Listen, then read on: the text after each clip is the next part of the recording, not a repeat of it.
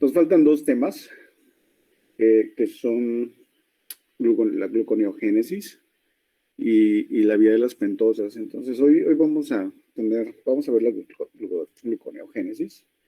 El día de mañana vamos a ver la vía de las pentosas. Ya pues no van a ser clases completas en términos de tiempo. Pero van a ser completas en términos de tema. Entonces vamos a ver completamente la gluconeogénesis y completamente la vía de las pentosas. Un poquito de la regulación de la gluconeogénesis en compañía de la glicólisis, porque es así como se entiende, se entiende o se entendería mejor la integración de ambas vías, porque están vinculadas. Y lo vamos a ver más adelante, para ver por qué están vinculadas. Entonces,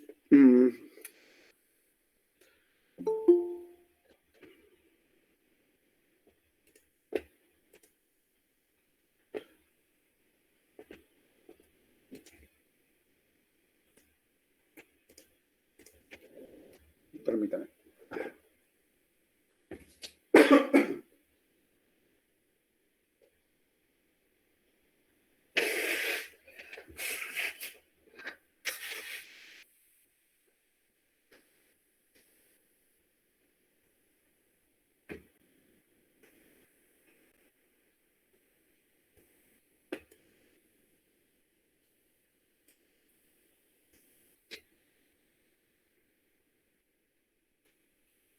Bien, antes de empezar, quisiera preguntarles si hay alguna pregunta de la clase pasada. Algo que quieran que retomemos. O algún comentario sobre el mismo.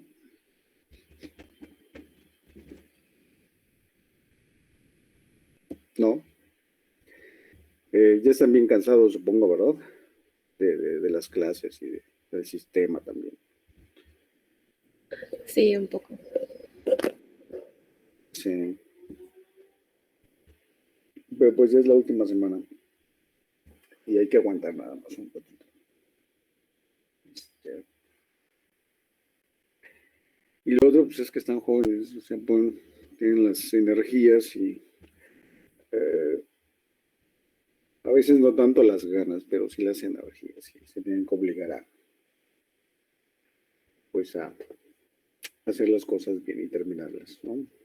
Y sí se puede, solo hay que obligarse a hacerlas. Ok, pues el último tramo. Bueno, si no hay nada sobre la glicólisis, vamos a ver la gluconeogénesis. ¿Qué es la gluconeogénesis? La gluconeogénesis es, pues como el término lo indica, ¿qué significa génesis?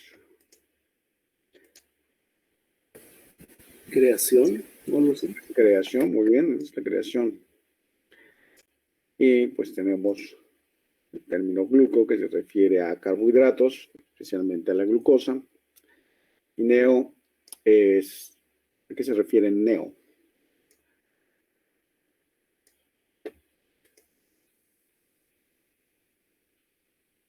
Nuevo. De nuevo, de novo, ¿no? Entonces la síntesis o la creación, la formación, la construcción de esta molécula, que es la glucosa, no de cero, pero sí de moléculas sencillas, moléculas de 3 átomos de carbono. Así vamos a dejarlo claro. Aquí se refiere a partir de moléculas de 3 carbonos, ¿ok? Esa es la gluconeogénesis. Y esto sí me gustaría que no se les olvidara en lo absoluto. Es a partir de moléculas de 3 carbonos. ¿Por qué? Porque tenemos moléculas de 2 carbonos y de ahí no vamos a poder sintetizar absolutamente nada de glucosa. Ese es nuestro límite como mamíferos. podemos sintetizar a partir de moléculas de 3 carbonos, a fuerzas, 3 carbonos. De 2 carbonos, no. De un carbono, menos, mucho menos. Pero existen organismos que pueden sintetizar glucosa a partir de compuestos de 2 carbonos, C2. Y hay otros que pueden sintetizar glucosa a partir de compuestos de un carbono. Es interesante, ¿no? ¿Y cuáles son? Bueno, de C3 estamos todos los mamíferos. Y de C2, ¿quiénes estarían? ¿Qué organismos estarían ahí en ese grupo? Pues no sé si las plantas. Ajá, las plantas. Las plantas pueden sintetizar glucosa a partir de compuestos de 2 carbonos. Ponles cualquier compuesto, bueno, no cualquiera de estos sustratos para plantas, analízalos, que tengan 2 carbonos y te crecen las plantas muy bien. ¿Qué otros organismos?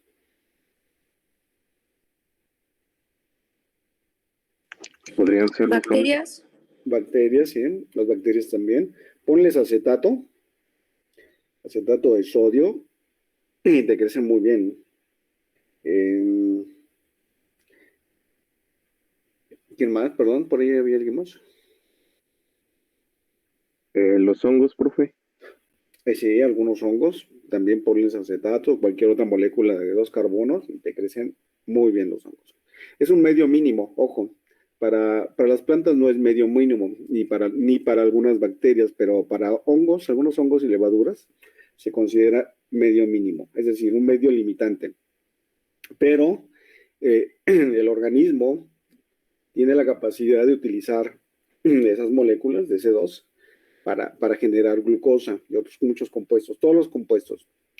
Y de esta manera, pues, multiplicarse y crecer y mantener y producir un montón de cosas para su metabolismo. Entonces, todo va a depender del tipo de organismo y desde luego, pues, su bagaje genómico, o sea, la información que tenga, que también pueda procesar esos compuestos. Y la velocidad de crecimiento va a depender exactamente de eso, ¿no? De qué tan buenos sean para asimilar ese tipo de nutrientes. Entonces, en la naturaleza vamos a ver organismos que fácilmente los van a utilizar y van a proliferar, y otros que les va a costar trabajo, pero van a poder sobrevivir metabolizando esos compuestos de cierta velocidad. Y tenemos los de C2, pues C1. Entonces, si tenemos C3, también vamos a tener los de C1, de un carbono. ¿Qué organismos serían esos?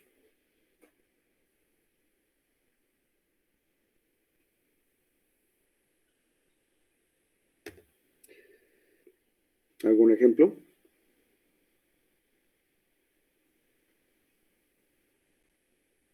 ¿Alguna idea?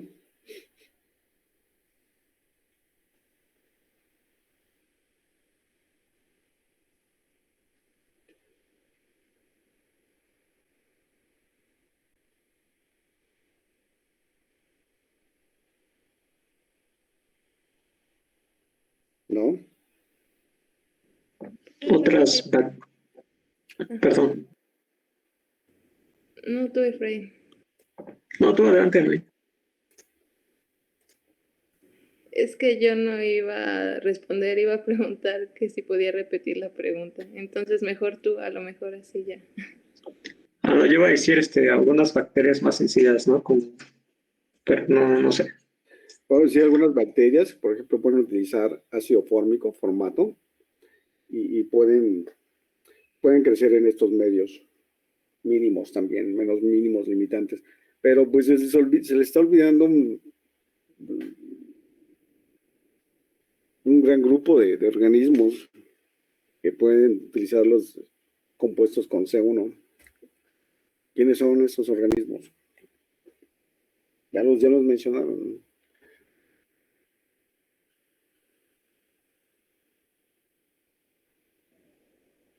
Pues las plantas, ¿no? Y las plantas. Algas. CO2, ¿no? ¿Cuántos carbonos tiene su molécula?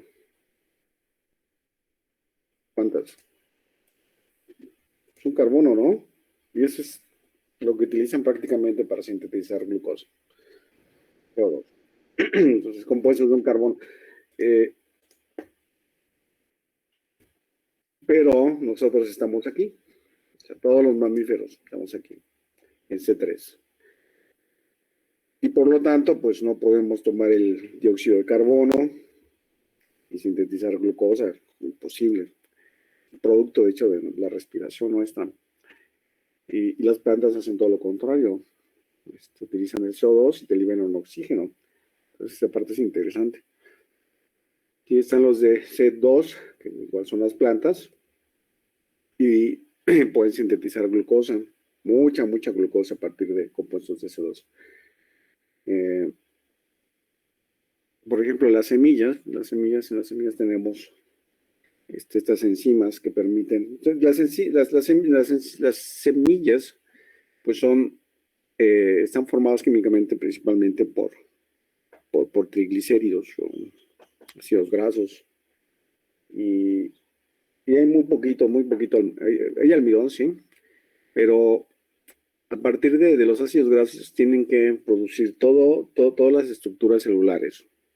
Entonces el almidón que tiene le sirve para el inicio de la germinación y se acaba en algún momento y entonces les queda un montón de aceite. Por eso es que tenemos aceites de infinidad de semillas. Y ese aceite tiene que ser convertido en glucosa.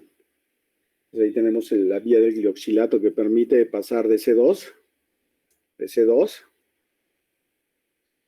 a C3 y de ahí a C6, ¿no? Y C5 también, pues, se requiere para el DNA. Los compuestos de 6 carbonos, compuestos de 5 carbonos, y algunos, pues bueno, de 4. Pero nosotros estamos aquí, entonces vamos a sintetizar compuestos de 6 carbonos a partir de compuestos de 3 carbonos. En este caso C6 es la glucosa, pero recuerden, a partir de ahí pues se pueden sintetizar un montón de cosas más, ¿de acuerdo? Si tienes glucosa, puedes sintetizar lo que gustes. Bien, ahora sí, ¿cuál es la pregunta que teníamos por ahí?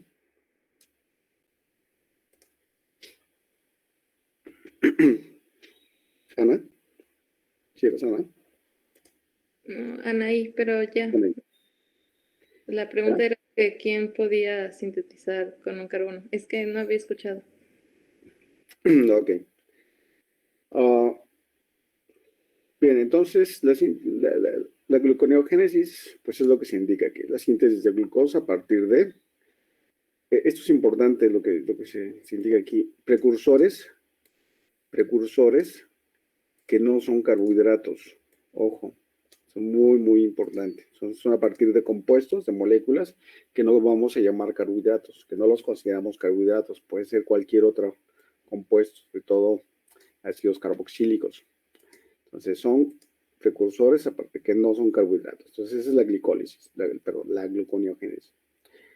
Entonces la glucosa pues es un compuesto que es fácil y rápidamente metabolizado, se acumula en exceso, pero cuando se requiere este compuesto que se ha acumulado, inmediatamente se moviliza, que es la parte del almidón, de cómo se almacena y la velocidad de utilización también es impresionantemente rápida. Entonces, el almidón suele acabarse, pues, dependiendo de la actividad física, pues puede acabarse en menos de una hora, en unas horas, máximo por ahí anda de 7, 8 horas, o quizás un poquito menos, 6.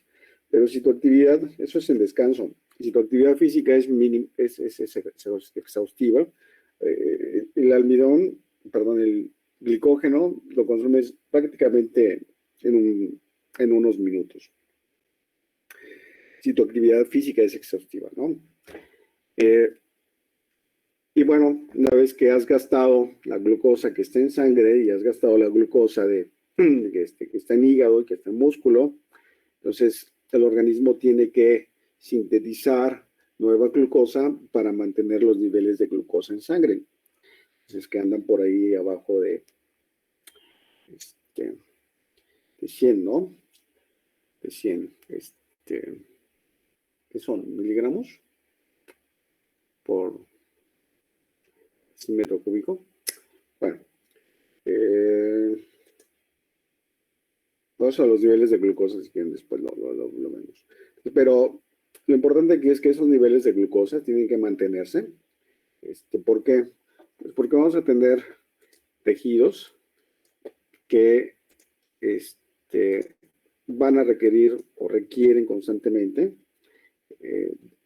de glucosa como fuente de carbono. Entonces, ese es el problema con el organismo, que tenemos tejidos que son muy sangrones y solamente pues requieren o van a utilizar principalmente glucosa. No es única, no utilizan únicamente glucosa, pero la glucosa es la que prefieren.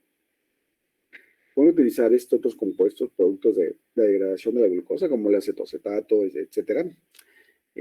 Pero la glucosa es la que se prefiere, ¿no? Y pues bueno, así es el cerebro. Y por ahí hay unas glándulas en las suprarrenales que también utilizan principalmente glucosa. Entonces, la glucosa tiene que sintetizarse a partir de otras moléculas para poder restablecer o mantener esos niveles de glucosa en sangre. Bien, entonces se sintetiza glucosa. Una vez que se tienen estos compuestos o la fuente de la glucosa, que pueden ser derivados de aminoácidos, principalmente derivados de aminoácidos. Por eso uno empieza a adelgazar cuando no se alimenta bien. Lo primero que empieza a perder, además de lo que es el glicógeno y las grasas, y cuando ya no hay grasas, empiezas a echar mano de los constituyentes estructurales propios de los tejidos, que son las proteínas.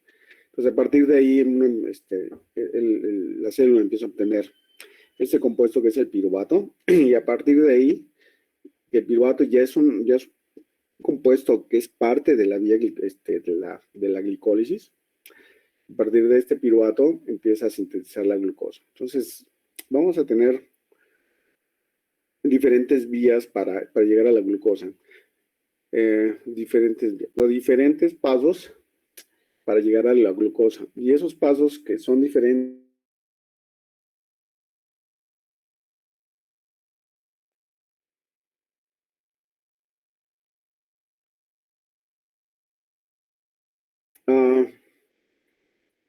para llegar a piruvato, que es una molécula de 3 carbonos, que ya forma parte de la glicólisis, pues la célula puede echar mano de diferentes compuestos.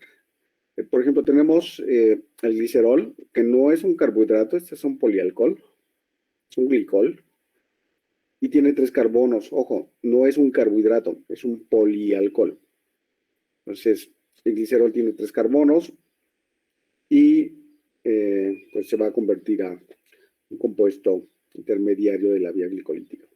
El glicerol, la glicerosinasa, fosforila el glicerol, pasa el glicerol fosfato, y tenemos el glicerol fosfato deshidrogenasa que lo reduce para formar hidroxiacetona fosfato, y ya entra más allá, más arriba de la vía glicolítica.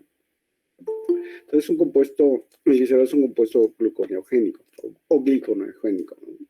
Ahí ustedes pueden utilizar la palabra que guste, no tengo ningún inconveniente, salvo que entendamos a qué nos referimos.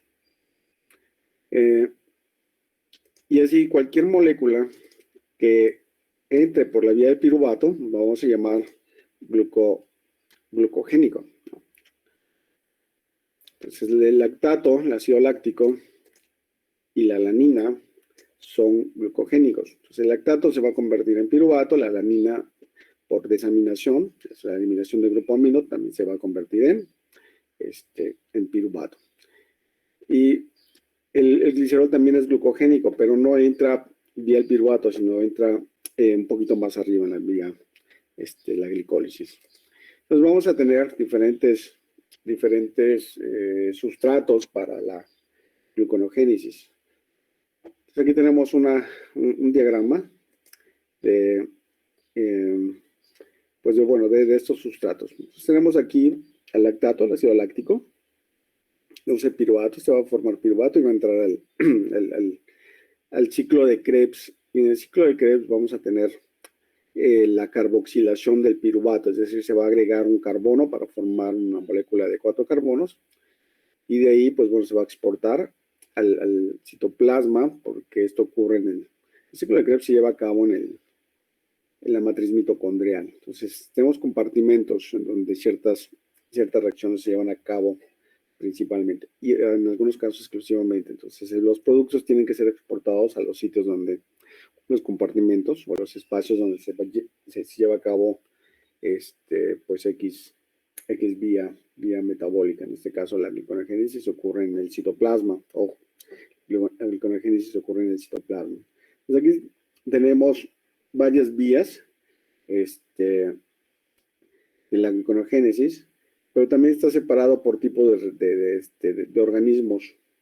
Pues tenemos los animales y las plantas. Entonces recuerden que las plantas pueden utilizar compuestos de C2, de C2, de los carbonos, pero también los de C1. De hecho, el de C1 es el que se prefiere en plantas, porque es la fijación de oxígeno.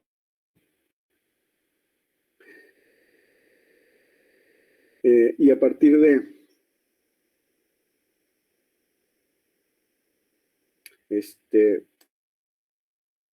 esta fijación del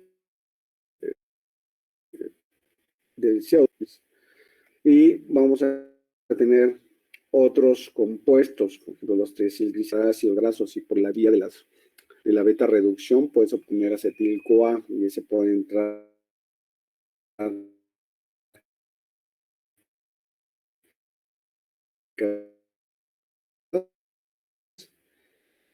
el oxilato. Y tenemos aquí abajo otros aminoácidos que al ser metabolizados pueden entrar en diferentes puntos del ciclo de Krebs, formando pues un intermediario. Es un ciclo, pues finalmente va a llegar al oxaloacetato y va a ser exportado al citoplasma y de esta manera entrar a la gliconeogénesis.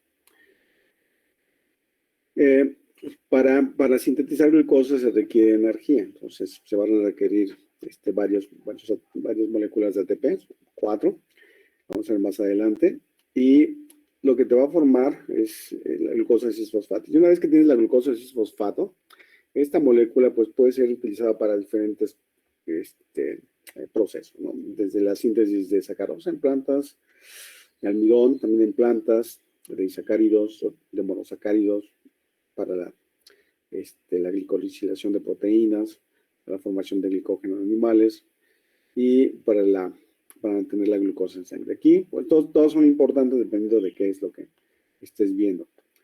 Pero en el caso de los animales, principalmente es para mantener la glucosa sanguínea, los niveles de glucosa. Y bueno, ¿cuáles son los pasos de la gluconeogénesis?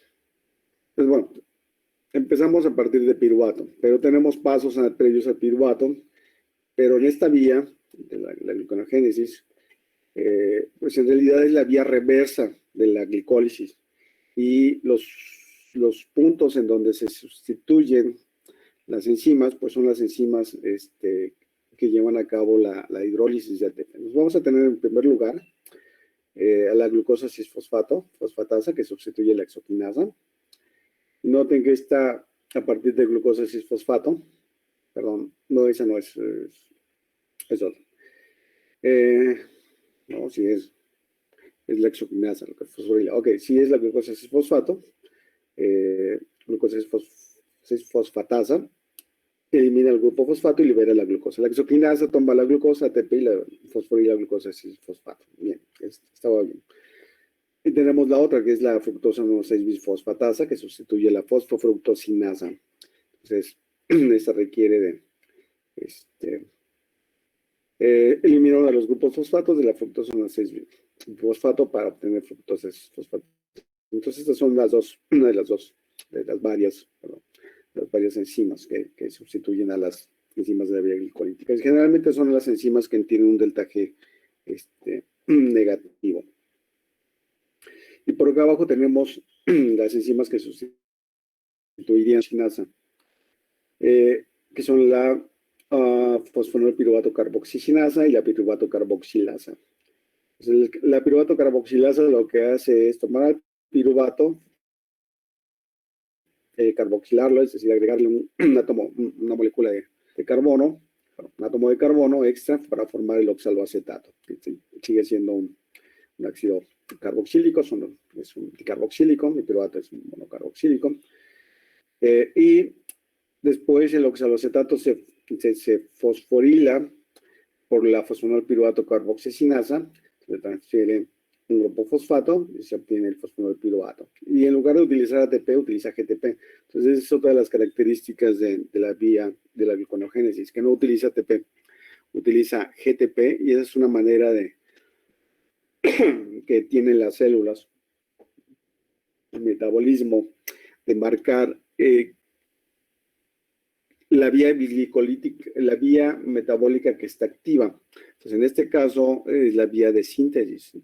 Vamos a ver que en muchas reacciones de biosíntesis, en lugar de utilizar ATP, se va a utilizar GTP. Entonces, así es como marca las células la vía a las vías biosintéticas, en este caso la gluconeogénesis, por eso utiliza GTP en lugar de ATP. Pero tenemos las vías catabólicas, en donde vamos a tener la presencia de ATP. Y es así como se va a manejar, o se maneja el metabolismo. Cuando se utiliza ATP, generalmente vías catabólicas. Cuando se maneja GTP, son vías anabólicas. Entonces, la gluconeogénesis, ¿cuántas enzimas se sustituyen? La primera, la exocinasa, que ya lo había comentado. Después, la fosfofructosinasa. Y por último, la piruvatocinasa. Entonces, noten que sus deltas G son negativos. Entonces, estas enzimas, deltas G negativos, son las que van a ser sustituidas en la gluconeogénesis. Y las enzimas de la gluconeogénesis son la piruvato carboxilasa, que agrega un átomo de carbono, un grupo carboxilato, vuelve al piruvato, un ácido monocarboxílico, a el oxaloacetato, un átomo, una molécula de carboxílico. Entonces, después tenemos a la fosfonolpiruvato carboxicinasa, que es la que agrega el grupo fosfato utilizando GTP. Y a la fructosa 6 bifosfatasa, una enzima que elimina grupos fosfatos, y a la glucosa 6 fosfatasa, otra enzima que elimina grupos fosfatos. Y con eso, pues se cubren esos pasos en donde los deltas que son negativos. Ok, entonces vamos a ver, primero la piruvato carboxilasa. Entonces, lo que se requiere es pasar primero de C3 a C4. Entonces, para eso se requiere ATP y una molécula de agua, y se forma el oxaloacetato. Entonces, se hidroliza ATP y fosfato, y se liberan 2 protones. Entonces aquí no necesariamente es una vía biosintética, porque es una vía que finalmente nos va a llevar a obtener fosfonolpiruvato. Entonces, es una especie de paso para darle la vuelta a la síntesis de fosfonolpiruvato, es decir, a la fosforilación del piruvato. Por eso es que se utiliza ATP, para no confundirnos con lo que comenté hace rato. Y entonces se le agrega una molécula de dióxido de carbono. Entonces es la reacción. Es una especie de fijación de dióxido de carbono, ¿es cierto? Se requiere de biotina como cofactor. Entonces, todas las reacciones de carboxilación y descarboxilación es algo que vamos a ver en términos generales constantemente. Va a estar presente la molécula de biotina como cofactor. Entonces, donde vean la carboxilación o descarboxilación, vamos a tener presente a la biotina. Y la biotina es una vitamina. Y ocurre como lo había comentado, en la matriz mitocondrial. Entonces ocurre en un compartimento de un organelo de las células. Esta es la molécula de biotina. Entonces es como un brazo, es un brazo donde se carboxila la biotina y después una vez que se ha carboxilado, este CO2 es transferido en forma de ácido carboxílico, es transferido al piruvato. Después tenemos la reacción del oxaloacetato, el piruvato, y aquí tenemos la reacción de fosforilación. Entonces, cuando se fosforila una molécula, generalmente estamos hablando de una sinasa, eso lo vamos a ver constantemente, no solamente en moléculas sencillas como el oxaloacetato, sino también en proteínas, son las sinasas. Entonces requiere GTP y esto ya ocurre en el citosol. Entonces el oxaloacetato se exporta y ya en el citosol pues ya se utiliza el GTP y se reutiliza GDP y se elimina el CO2 que se había fijado anteriormente. Entonces todo esto de la fijación del dióxido de carbono se utilizó solamente para transformar a la molécula en oxaloacetato y al mismo tiempo hacerlo asequible a la fosforilación por la carboxinasa, la fosfonilapiruvato carboxinasa, utilizando GTP. Entonces, la reacción ocurre en el citosol y se forma el fosfonilapiruvato. Y son dos reacciones, como se indica aquí. Son reacciones acopladas. Todas las reacciones en donde participan el ATP, el GTP, el CTP, etcétera, generalmente son reacciones acopladas porque se libera energía y esa energía es utilizada para llevar a cabo una reacción que normalmente no se llevaría a cabo, una reacción exergónica o endergónica. Y este es el caso de la utilización del GTP. Entonces se libera el CO2 y se fosforila. Entonces aquí tenemos en términos generales cómo es todo este proceso de la carboxilación del piruvato en la matriz mitocondrial y después la exportación del oxaloacetato. Tenemos el piruvato, entra en la matriz mitocondrial, se carboxila por la piruvato carboxilasa, se le pega una molécula de CO2, se requiere ATP, se forma el oxaloacetato, después se reduce a malato utilizando NADH. Recuerden que en la mitocondria hay mucho NADH. Los pools o las poblaciones de NADH mitocondrial y citoplásmicos están separados, no se mezclan, y solamente los equivalentes reductores son exportados de esta manera. En forma de malato hay una lanzadera en malato. Hay varias lanzaderas, ustedes lo van a ver un poquito más en detalle en bioquímica 2. Hay varias lanzaderas y hay combinaciones de lanzaderas que van a transportar diferentes moléculas a través de la membrana interna mitocondrial. En algunos casos en intercambio por otra molécula del citosol. Entonces, una vez que se exporta al citosol, el malato es convertido de nuevo a oxaloacetato por la enzima malato deshidrogenasa. Se recuperan los equivalentes reductores del NAD, se reduce a NADH, y el NADH pues le puede ocurrir dos cosas. Uno, que se utilice para reducir el piruvato al lactato, o bien para alimentar la cadena respiratoria en algunos organismos que tienen deshidrogenasas alternas, pero también puede regresar a la mitocondria por otras vías, el NADH. Ok, una vez que se tiene, pues bueno, el piruvato, pues es convertido a fosfonolpiruvato, ¿no? Por las reacciones que ya vimos. Y continúa de reversa en la vía glicolítica. Entonces se convierte en fosfonolpiruvato por la fosfonolpiruvato carboxinasa y después tenemos a la inolasa, tenemos a la fosfoglicerato mutasa, la fosfoglicerato sinasa y después a la glicerido 3-fosfato deshidrogenasa, la 3-fosfato isomerasa, la aldolasa y después entra la fructosa 1,6-fosfatasa, después la fosfoglucosa isomerasa y después la glucosa 6-fosfatasa. Ahí tenemos la glucosa. Entonces se comparten las enzimas que están en azul y las enzimas que están en rojo son exclusivas de la gluconeogénesis.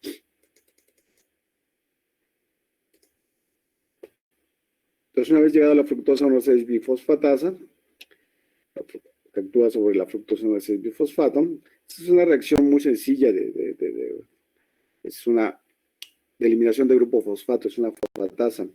Es una reacción de hidrólisis, se incorpora una molécula de agua, se libera el fosfato, queda como fructosa 6-fosfato. Es una enzima alostérica, o sea, es un punto de regulación de la vía. De esta manera puede activarse la vía gluconeogénica o bien puede pararse la vía gluconeogénica por diferentes señales. Lo vamos a ver un poquito más adelante. Y bueno,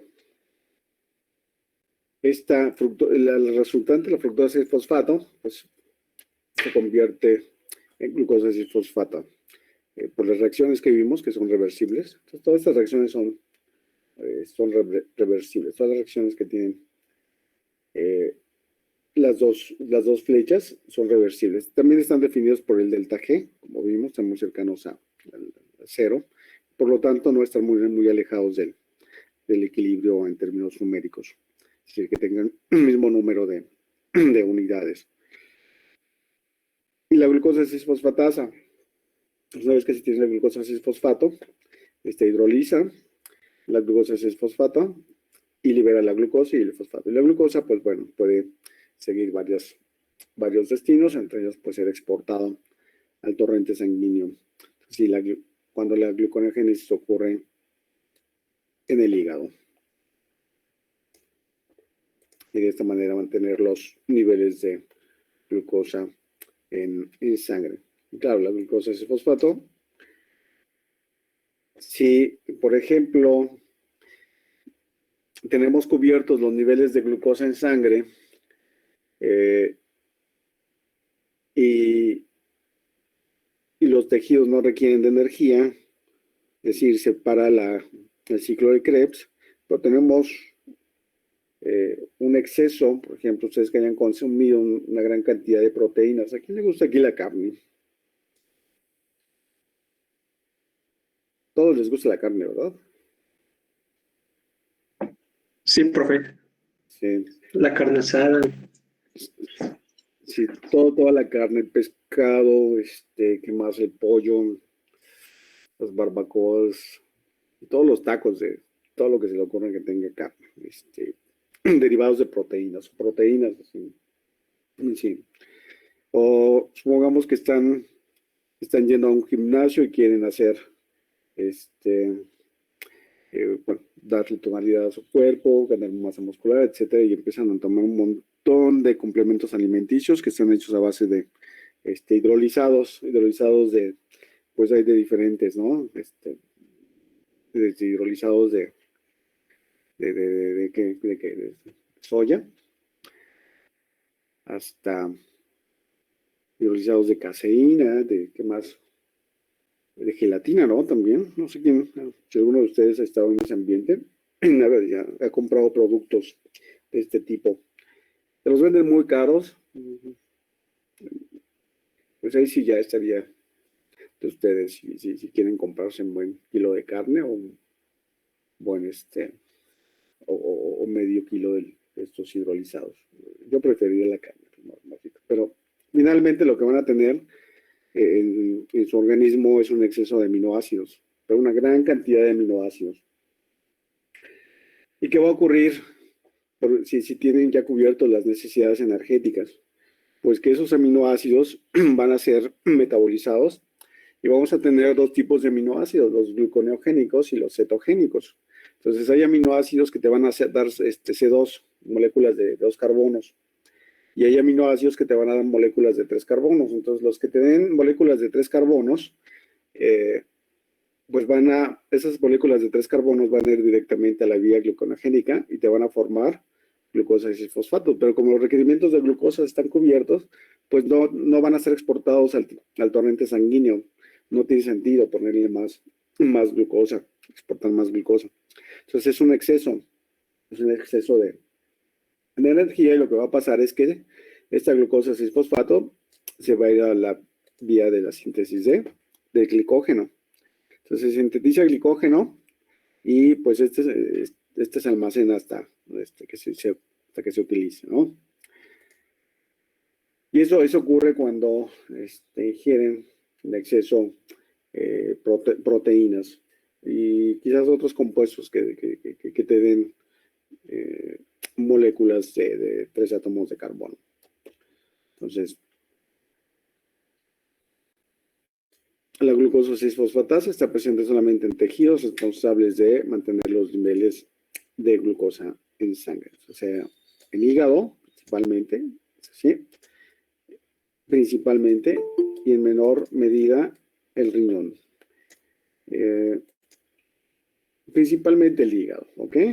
Que además es un órgano que comparado con el riñón, pues es mucho más grande y está mucho más especializado para llevar a cabo ese papel de regular los niveles de glucosa en sangre. Y por eso, pues tenemos aquí que estos niveles de glucosa 6-fosfatasa están altamente regulados en ambos tejidos. Ahora, una vez que tienes el hígado, y esta regula los niveles de glucosa, vamos a tener aquí una serie de transportadores presentes en la membrana plasmática, pero sobre todo en el retículo endoplásmico rugoso. Sabemos que es un compartimento de la célula, del hepatocito. Vamos a tener una serie de transportadores. Entonces, vamos a tener los 3 transportadores que son T1, T2 y T3. Cada una de ellas tiene una función en particular. T1 transporta la glucosa 6-fosfato que fue sintetizado en el citosol. Entonces, recuerden que la gluconeogénesis ocurre ¿en dónde?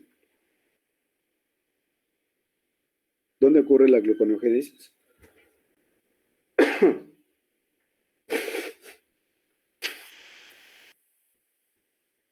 ¿En qué compartimento? Anaí. ¿La matriz? No. ¿En el retículo? No. En el citosol o el citoplasma. El citosol. La carboxilación del piruvato ocurre en la matriz mitocondrial.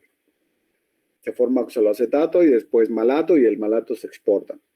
El malato se oxida y se forma el oxaloacetato, y el oxaloacetato se utiliza para la formación de fosfonilpiruvato.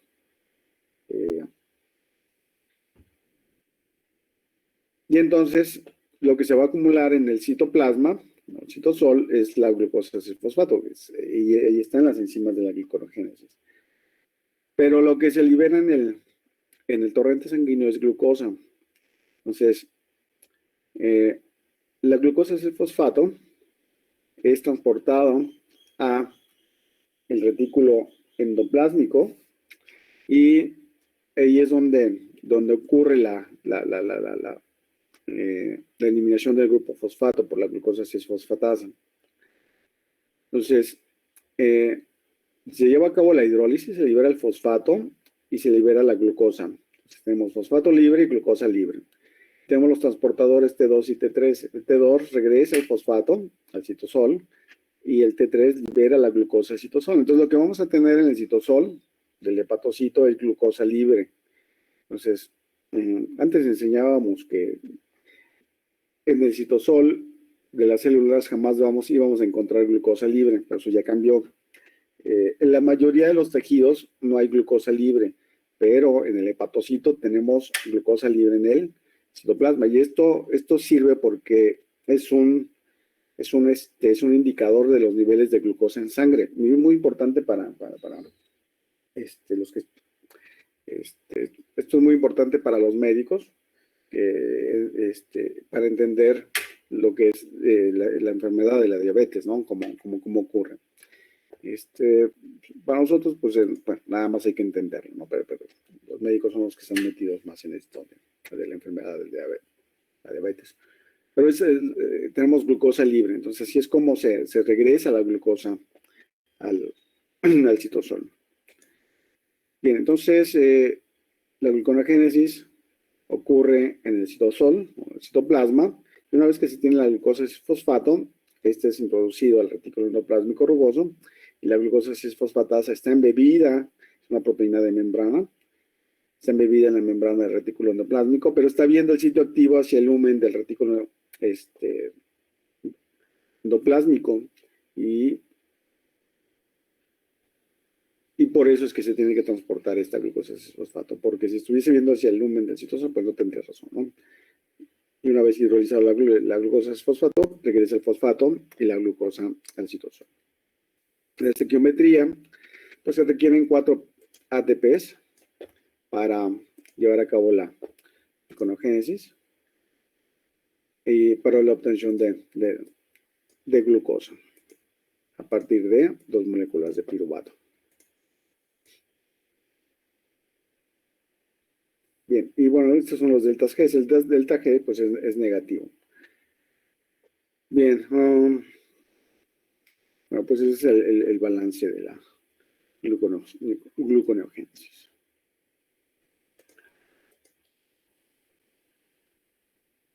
Y en términos de la regulación, o sea, sí se requiere energía para finalmente formar glucosa. Pero esa energía es una forma de inviertes mucho para proveerle energía a otros tejidos. Ese es el punto. Sigues requiriendo de energía, pero lo importante es que esa energía lo distribuyes, o sea, no lo dejas no permanece en el hígado, sino es distribuido a otros tejidos.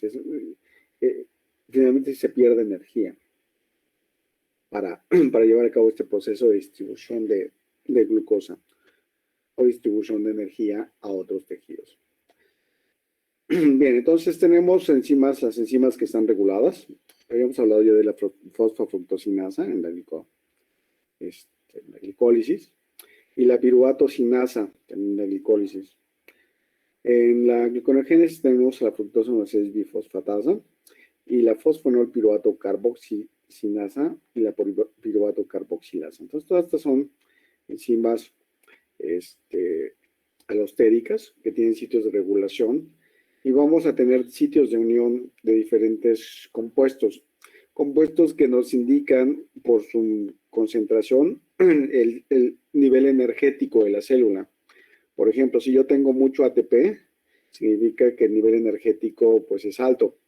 Entonces no necesito llevar a cabo o activar la vía, sino esos niveles, el nivel de alto ATP nos indicaría que es el momento de bloquear la vía, la glicólisis en este caso, ya no necesito más ATP, se bloquea la vía y se activa la vía de la gluconeogénesis.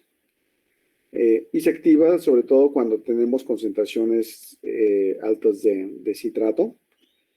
Una concentración alta de citrato en el ciclo de Krebs nos indica que está energizado, súper energizado y ya no requiere de citrato, de acumular más citrato. Entonces, citrato activa la glicólisis, la gluconeogénesis. Entonces, el exceso de moléculas energéticas que están entrando a nivel de ciclo de Krebs inhiben el mismo ciclo de Krebs por la acumulación de citrato y activan la gluconeogénesis. Y es así como todas estas proteínas, los aminoácidos derivados de las proteínas que estamos ingiriendo, se van a la gluconeogénesis y finalmente se van a la formación de glicógeno.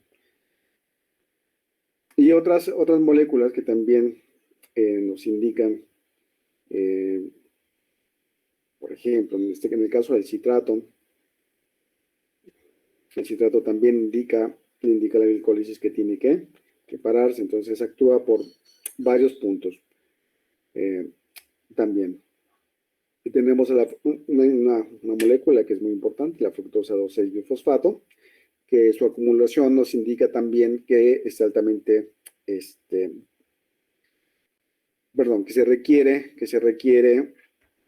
activar la vía de la glicólisis. El AMP en altas concentraciones nos indica que tenemos un nivel energético bajo.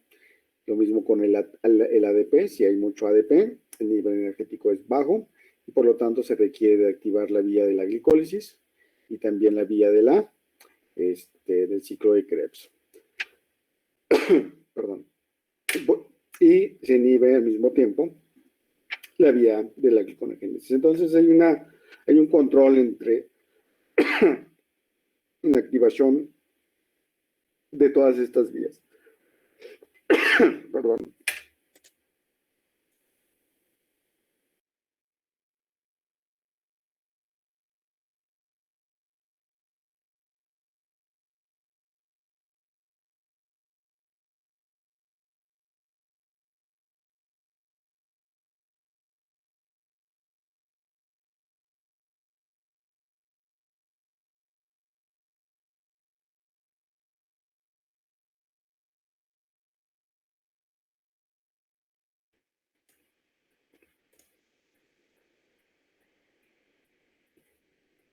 Bien, ya pasó.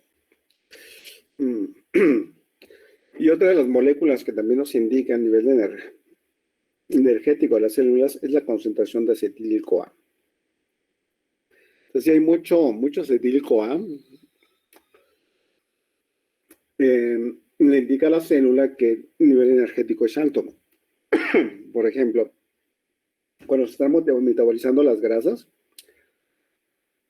se produce acetil-CoA.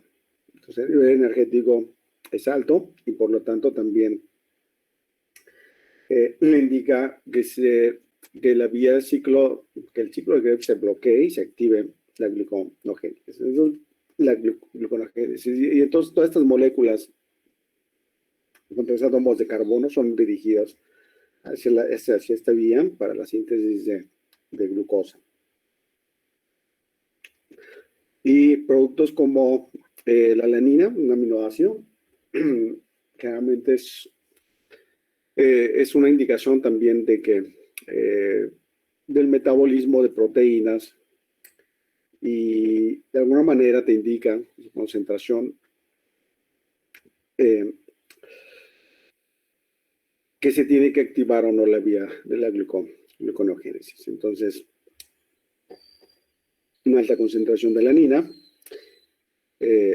lleva a la inhibición de la glicólisis y a la activación de la gluconeogénesis. Porque el metabolismo de la alanina te va a llevar a formar el piruvato. Entonces, el piruvato pues puede seguir varios caminos, desde entrar al ciclo de Krebs vía la piruvato deshidrogenasa o bien la gluconeogénesis. Y por lo tanto, pues bueno, actúa inhibiendo la glicólisis. Entonces, las vías, la vía glicolítica y la vía de la gluconeogénesis no pueden estar prendidas al mismo tiempo, no pueden estar activas, porque si estuviesen activas tendríamos una especie de ciclo fútil. Y esos ciclos fútiles existen, pero tienen una razón, pero no existen a este nivel tan marcado. Entonces, sí hay ciclos fútiles en donde se desperdicia una gran cantidad de energía, pero a este nivel no. Este nivel está bien controlado, los niveles o los flujos metabólicos. Entonces, vamos a tener todas estas moléculas controlando la direccionalidad o la activación de las vías. Por otro lado, tenemos el ciclo de Cori. Entonces, el ciclo de Cori se da porque en el músculo generalmente se produce ácido láctico, que es producto del uso de la glucosa por la glicólisis, y la recuperación del NAD por la lactato deshidrogenasa. Entonces, tenemos ácido láctico. El ácido láctico se forman cristales, pero también es exportado al torrente sanguíneo y llega al músculo, llega al hepatocito, y en el hepatocito es utilizado para formar piruvato por la lactato deshidrogenasa. Vía reversa se forma piruvato.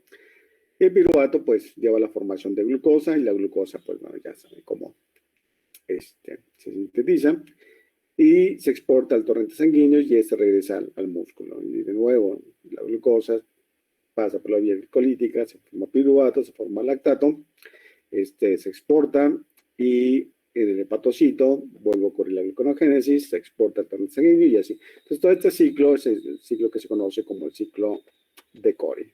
Entonces, de esta manera, se mantienen los niveles de glucosa en sangre y al mismo tiempo el hepatocito está alimentando de glucosa no solamente el músculo, sino el cerebro y otros tejidos. En este caso se relaciona más con el músculo. Y bueno, este es el matrimonio de los Cori. Y bueno, aquí lo que nos indica es que, pues, ¿qué nos indica? Que el amor no está peleado con la ciencia, que el que tengas una pareja de investigadores trabajando juntos todos los días, tanto en los laboratorios como en casa, pues puede funcionar, ¿no? ¿Sí o no?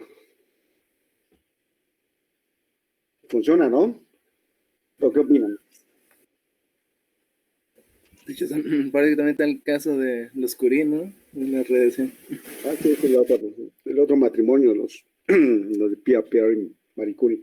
Entonces, no es una situación que no se pueda dar, ¿no? Entonces, se dan, hay ejemplos, hay varios ejemplos, bueno, ser padre, seguramente. No es mi caso. No sé si afortunadamente o desafortunadamente, pero no me interesa saber. Pero suele dar buenos resultados. Entonces, si alguna vez tienen esa oportunidad, pues no consideren que no pueden tener éxito, ¿no? Pueden tener éxito, pues puede ir muy, muy bien. Eso es lo que nos dice esta diapositiva. Bien. Pues bueno, este es el ciclo este es otro ciclo, que es el ciclo de la alanina, piruvato. Entonces aquí la alanina sustituye a la glucosa. No, el piruvato sustituye a la... No, espérenme, me estoy aquí ya confundiendo. No, sí, este es el otro ciclo. Es muy similar al ciclo de Cori. Entonces, la alanina se puede utilizar como transportador, como si fuera la glucosa. Entonces, una vez que llega al hepatocito, se convierte en piruvato y pues bueno, puede tener diferentes vías. Pero es una forma de transportar no solo carbono, sino grupos amino. Entonces, este ciclo de la alanina es muy importante. Es muy similar al ciclo de Cori y bueno, funciona para ambos, para transportar grupos amino y también átomos de carbono. Entonces, el lactato puede ser convertido una vez que está, se puede ser convertido a piruvato y después puede ser convertido a alanina, utilizando pues una enzima que transfiere el grupo amino del glutamato al piruvato para formar alanina y alfa-cetoglutarato. Pues ya el alfa-cetoglutarato pues entra al ciclo de Krebs. Y ya quedó terminado. Ahora aquí lo dejamos. Nada más tomen una captura de esta imagen. Y esta es la integración de lo que vimos el día de hoy, ¿no?